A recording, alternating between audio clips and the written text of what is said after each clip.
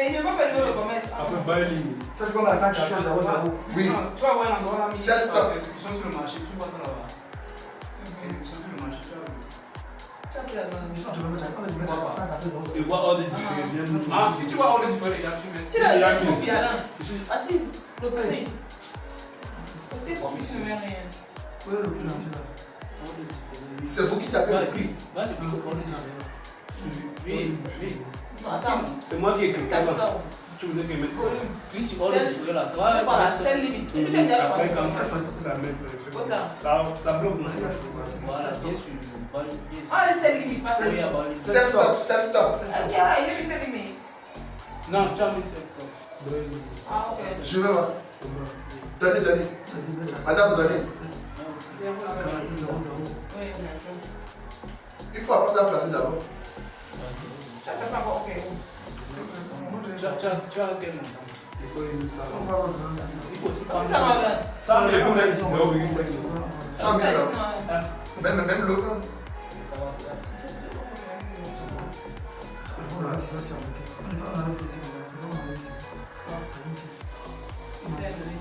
un jeu pas sur l'expiration. Non. L'entrée Nicolo dont il est question, c'était des ordres différés comme ça. À partir d'ici, le marché vient déclencher le marché exactement comme si c'était de la magie. Nicolo. C'est ça, là, Nicolo. C'est ça qui a bâti ça, Nicolo. Oui, bien sûr, c'est parfait. Entrée parfaite. Ah, Nicolo, c'est parfait. Bon, c'est moi, j'ai donné juste ce nom. Mais le nom avait dit quoi? Je ne le savais pas. Voilà, comment fait pour savoir le nom de pipe? Donc, pardon? Comment fait pour savoir le nom de pipe? Non, le truc n'est pas encore en cours. Non, quand on va regarder sur la machine. Quand tu décales, tu places le pousseur. Ah, d'accord. Donc, pour faire des entrées Nicolo, voici des techniques. Donc, l'une des techniques déployées pour faire des entrées Nicolo, c'est souvent d'utiliser des ordres différés. Mais à quel niveau? La belle preuve, c'est ici. Vous voyez le point OI qu'on vient de déterminer. Donc, le prix de clôture du chandelier POI devient le prix d'entrée en différé. Nicolo. Ça passe quand ça net. Chirurgie, zéro faute. Donc c'est des choses comme ça. Mais maintenant il faut faire des exercices d'abord. D'accord? Parce que tel que vous avez dit, comment savoir que ce point OI va travailler prochainement? Et elle a répondu qu'il faut que le marché fasse d'abord la chose avant de déterminer le point OI. C'est quand vous finissez de déterminer le point OI que vous pouvez espérer. Ça, c'est une projection qu'on vient de faire. Et ça a marché. Ou bien, ça a marché, non? Ça a en train de marcher même également. Si c'était qu'on avait fait un dosage acido-basique ici, vous voyez, c'est de l'argent, non? Maintenant, il ne faut pas doser. Parce que sur cette zone, on peut avoir plusieurs éventualités. Voilà. Plusieurs choses, d'accord. Le marché casse la zone, fait le pullback, le marché fait de la réintégration. Parfois, le marché n'arrive même pas à toucher le point OI. Parfois, le marché n'arrive même pas à aller dans la zone du point OI. Voilà. Nous avons 5 possibilités. D'accord. Nous avons 5 possibilités. Nous avons 5 choses que le prix fait parfois à l'approche d'une zone. Le prix peut ne pas toucher la zone. Le prix peut toucher la partie inférieure de la zone, ça fait 2. Le prix peut rentrer dans la zone, ça fait 3. Le prix peut toucher la partie supérieure de la zone, ça fait 4. Et le prix peut déborder la zone, c'est ça qu'on appelle la réintégration. C'est-à-dire le marché casse, d'accord? Le marché casse, d'accord? Et après, on a une réintégration. Ouais. Donc ça fait combien de choses? Ça fait 5 choses. C'est pour ça à quel niveau il faut différer l'ordre. Est-ce qu'il faut différer au niveau de la zone inférieure ou dans la bande ou au niveau de la zone supérieure ou après ou avant? Mais après là c'est parti. Non, après ne veut pas dire que c'est parti authentiquement. Ça peut casser et revenir. Là où on avait vu le chandelier Marubozu qu'on a fait en séance, pendant que lui voyait, moi je voyais autre chose. On voit que le marché a cassé, c'est-à-dire le prix a cassé la bande avec le chandelier avant de faire la réintégration. Je pense que la C'est personne. plus. Oui, allez-y. Comme on a posé la question tout à l'heure, il est préférable de prendre sur la ligne. C'est pour ça que moi je fais la ligne inférieure. Moi je prends souvent la ligne inférieure. Que ça ne te loupe pas. Ça peut louper comme Sur ça. pour la deuxième bougie, pour la bougie qui a changé la tendance à clôturer. C'est ici. C'est ça? C'est la même chose que nous sommes en train de dire. Oui, oui. Le prix de clôture, La bougie qui a changé la tendance. voilà, le prix de clôture du chandelier POI devient le prix d'entrée en différé pour Nicolo Brevre. Maintenant, bon, quand on dit ça, parfois le marché peut aller comme peut ne pas aller. Maintenant, qu'est-ce qui se passe? Le marché peut vivre encore dans cette zone où il y aura un chandelier qui dépasse même la zone. Et un autre qui vient annuler maintenant le chandelier qui a clôturé. Donc il faut observer tout ça. Mais souvent, très souvent, je n'ai pas dit toujours, hein, très souvent, ça devient beaucoup plus exact ici, au niveau de la ligne inférieure. Très souvent.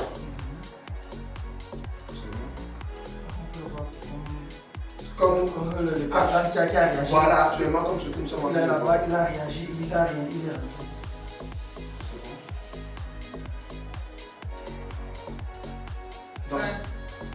Donc, quand un marché part à partir d'ici, souffrez que le marché peut revenir encore dans la même zone.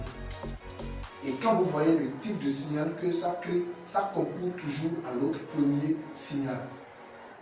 Le double top ici n'est pas différent d'un arami baissier, parce que nous avons un arami ici. Nous avons, avant que ça ne soit même le double top, nous avons un arami ici, un arami baissier, et nous avons une étoile filante. Oh, c'est la même chose. Arami, étoile filante. D'accord? Donc quelqu'un peut dire que lui il a vu un arami baissier, l'autre a dit que lui va faire son entrée suite l'étoile filante, et une autre troisième personne dira que le double top. Donc le double top, arami baissier, l'étoile filante, ça concourt, tout ça concourt à la même possibilité ou aux mêmes possibilités. Ici là même il a fait un double top et il est descendu jusqu'à ici là où on a pris le POI là. Je vois qu'il est devenu là-bas, il a fait un M, il a d'abord descendu. Où est le M là? Voilà, au niveau du double top, à partir du POI là. Il y a un M là-bas. Ici, oui, voilà. Un double top. Voilà, et vous allez voir que ce chandelier a touché le prix. Ce chandelier, ce chandelier a touché le prix de clôture. Donc le prix de clôture même est un niveau de support et de résistance. Ce sont des secrets ça. Chaque chandelier japonais est en même temps support et résistance. Chaque chandelier en lui-même est en même temps support et résistance. C'est pour ça que quand on veut tracer une bande de support et résistance, on prend en compte le chandelier.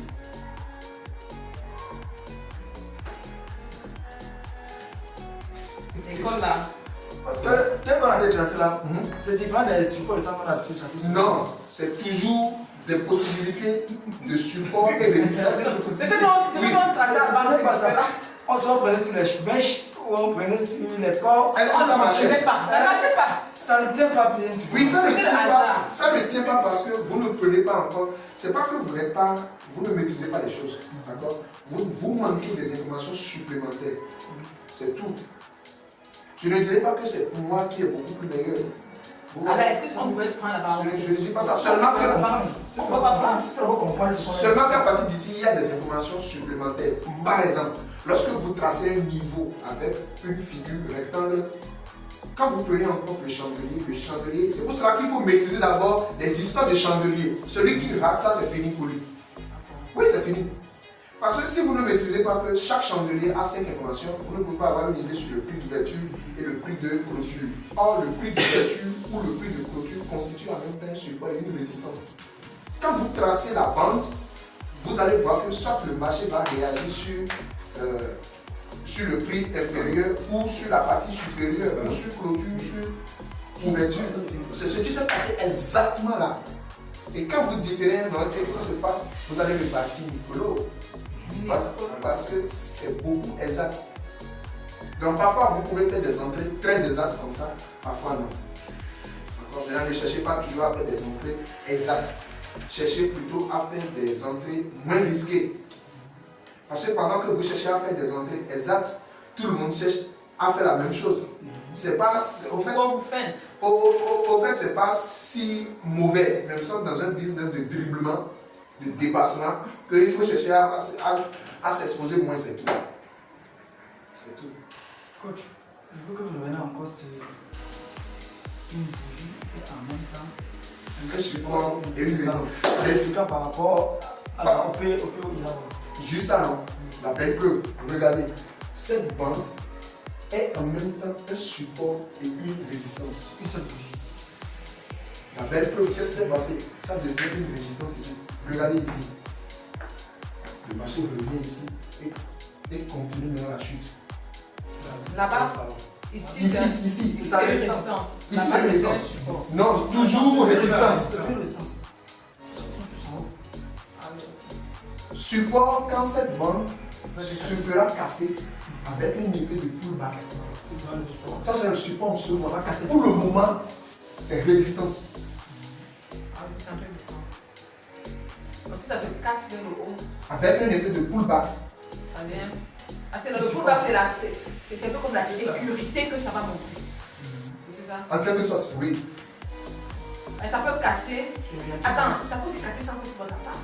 Oui, ça peut le faire. Maintenant, il faut choisir entre trader avec pullback et trader sans pullback. Or, le pullback, c'est une sorte de certitude. Voilà. Or, si vous tradez sans pullback, Vous savez, vous aurez beaucoup de la réintégration, c'est-à-dire le marché casse. Vous enchaînez directement. Le marché casse, vous rentrez directement et ça chute. Et vous allez comprendre que cette chute serait assez dangereuse. C'est quand vous faites buy, au moment où le marché finit, c'est quand le marché a fini son buy que vous faites buy. C'est la plus dangereuse des entrées. Notre monde. Ouais. Ça m'a enseveli une fois. Comme ça. Ça, vous appelez ça? Ouais, ça m'a enseveli. C'est comme ça. Le marché finit, Comment ça pour aussi? le marché finit son mouvement haussier et c'est là exactement que vous faites votre entrée en achat. Est-ce que vous êtes sûr que ça va continuer? Parce que ça a cassé. Ça peut casser et notre chandelier réintègre. Tu sais, vous savez comment ça fait souvent, coach? Souvent, quand ça se monte là, le prochain chandelier qui sort même, fais semblant de monter encore. Hein. ça prend des lampes pour monter. Ça va faire là pour monter. Il monte, allez. Il fait une bonne mèche. Ça, Mais si ça veut sortir et le quand tu vois ça, tu peux plus sortir, tu te dis que il va encore remonter. Tu commences à tu commences à aligner les feuilles. Commence à faire tes prières. Tu fais le prières, il va remonter. Et comme ça là tu fais mon regarde. Donc, le scalping violent que les gens font, c'est ces manières. C'est-à-dire, vous voyez un gars, il peut prendre une compte de $50, il peut taper $1000. Ouais, 50 $. $50, $100. Parce qu'il se positionne et il double en fait que le compte même dit que l'argent est fini. Oui, tape là. Ça dit, il prend pas jusqu'à le système dit que l'argent est fini. Il reste tranquille. Il est là, il attend ça. Non, ça va bien. Ça dit, il entre, ça commence par des degrés, il entre. Parfois ça passe comme ça, et le marché ne fait que chuter, et il prend rapidement. Maintenant, c'est ça que moi je ne peux pas vous garantir. Vous faire croire que vous allez faire la même chose chaque jour aussi longtemps que possible, c'est que je vous ai menti. Tu peux faire ça. Je vous ai menti. C'est C'est possible de le faire, d'accord, mais pas tous les jours. Moi, on va souvent faire ça, coach. On parle de Oui, on va faire ça, mais sur quel compte? Non, un compte à part. Voilà. Un compte où il n'y a pas le cœur. Voilà. Donc il faut, les organes, il n'y a rien. il faut créer un patrimoine à part pour le faire. On sait que c'est. Nous voulons jouer au dangereux. On veut faire le ninja. Donc voilà. Sinon, vous ne pouvez pas prendre un compte de $2000. Vous avez passé 2 ans à mobiliser $2000. Vous allez commencer par faire ça sur le compte. C'est pas bien. Non, ça c'est un compte à part, $100, $200. Donc quand vous commencez à maîtriser ce que nous sommes en train de faire avec ce qui se passe, vous voyez que pour trader maintenant ça devient moins difficile. Ce n'est pas facile, mais ça serait moins difficile plus que les autres. Parce que vous avez des informations. Bravo. On passe la journée dans toute une journée comme ça, je viens. On a. La deuxième question. Oui. Ça veut dire que dans. Est-ce que j'ai répondu à la première d'abord? Oui, c'est bon. Ok. Ça veut dire que bon, à l'heure actuelle où nous trouvons, on est conscient que parce que déjà, dans la grande tendance, on est en tendance baissière. On se maintient, on sait qu'on va. Est-ce que la grande tendance de baisser? Oui, c'est vrai que dans la grande tendance, parce qu'on est baissé, parce qu'on sait qu'on va descendre, on va casser ça, on va descendre. Les tendances que vous voyez, les grandes tendances sur les grandes unités de temps sont différentes des petites unités de temps. À l'intérieur d'une tendance, à l'intérieur d'une grande tendance, on a des petites tendances qui se constituent en des phases. C'est pour cela que nous avons des impulsions et des corrections. Ceci peut être la correction d'une grande tendance. Je n'ai pas une vue baissière sur la paire de devises l'euro contre le yen japonais, plutôt une vue haussière. C'est possible, hein? L'euro DPY, moi, j'ai une vue, ce que je vois, parce que vous pouvez voir autre chose par rapport à ce que moi je vois. Et c'est ce qui est valable d'ailleurs. Il faut que quelques-uns voient autre chose et d'autres autre chose, afin qu'il y ait l'échange, qu'il y ait du flux d'argent. Moi, j'ai une vue haussière sur l'euro contre le yen japonais. C'est différent de l'euro contre le dollar américain. Ce que nous voyons est une correction du grand mouvement en cours. Parce que plus vous venez sur les petites unités de temps, plus vous avez des mouvements, des petits mouvements. D'accord? Maintenant, est-ce qu'il est préférable de rester dans des petits mouvements? Non. Si vous voulez, oui. Mais si vous voulez vraiment, c'est non.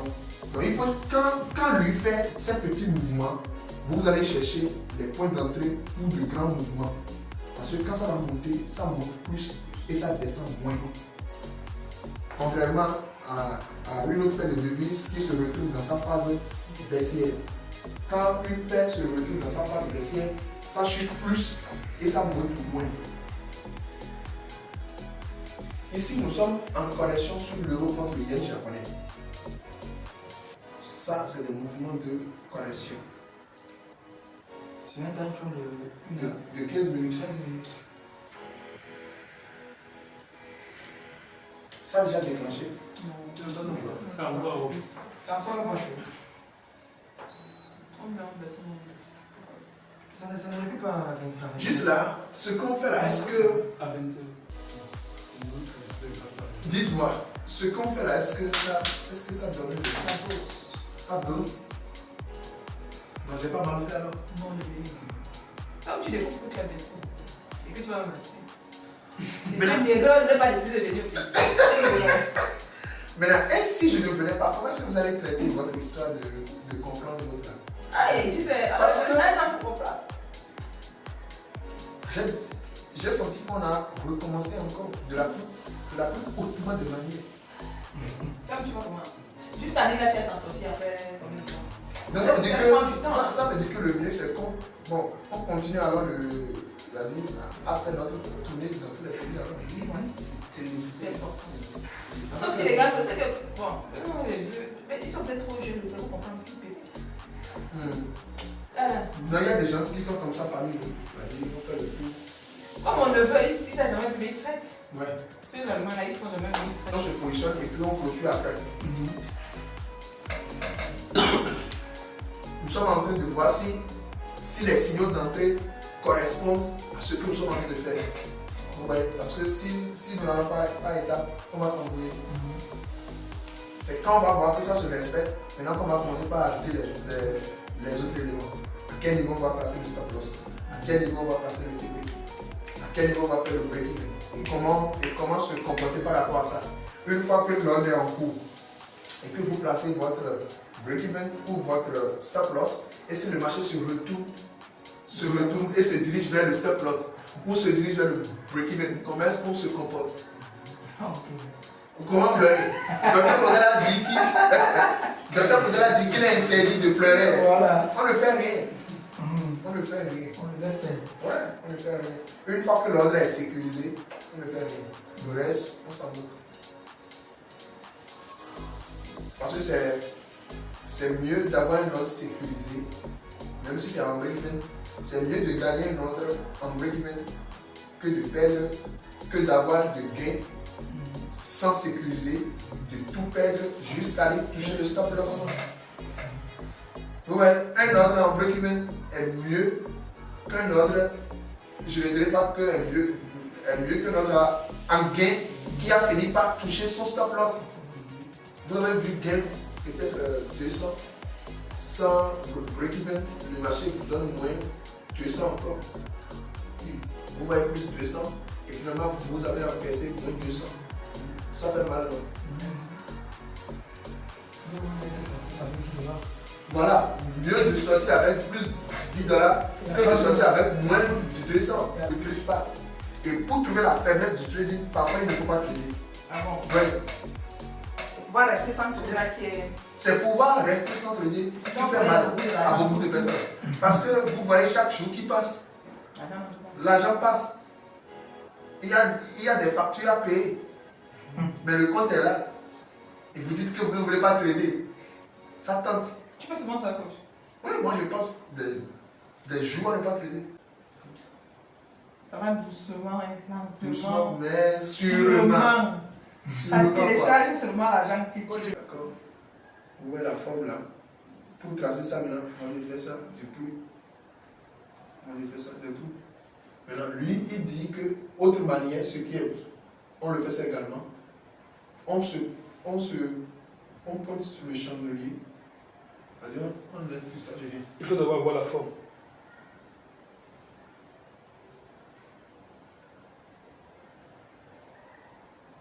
Voilà, on prend le prix de clôture et le prix du plus haut, le prix le plus bas, le prix le plus haut, et on tape ça. C'est juste pour avoir une figure rectangle beaucoup plus exacte, quoi.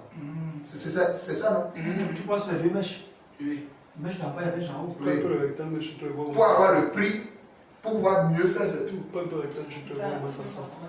Bon, en fait, il faut se. Non, pas ce qu'il dit. Comme le coach fait un peu, je sais pas. Je sais pas, insertion. Insertion, forme, c'est facile. Insertion, Du son. Au plus de- c'est